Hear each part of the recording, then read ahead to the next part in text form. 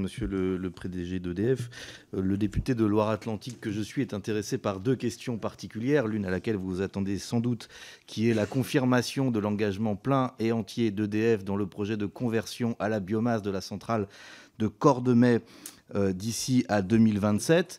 Pouvez-vous confirmer cet engagement ou préciser les exigences, notamment de soutien financier public, que vous attendez pour le faire? La deuxième concerne le développement de l'éolien maritime.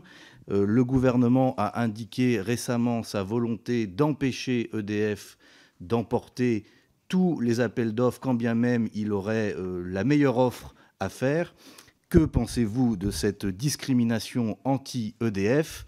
Avez-vous l'intention de la contester, y compris de manière judiciaire? Monsieur le député de Tavel, merci de votre question sur Cordemais. Donc, nous avons aujourd'hui l'engagement d'opérer Cordemais jusqu'en 2027 avec 20% de bois de pellet, ce qui est compatible avec la technologie qui est présente, la technologie de chauffe qui est présente sur la centrale de Cordemais.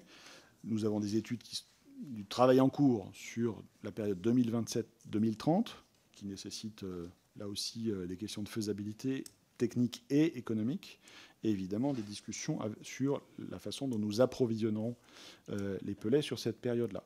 Sur le plus long terme, il y a également du travail économique qui est nécessaire pour déterminer les conditions dans lesquelles la centrale de Cordemais pourrait opérer au-delà de 2030. En tout état de cause, le site de Cordemais est absolument stratégique pour EDF, pour de la production, c'est clair.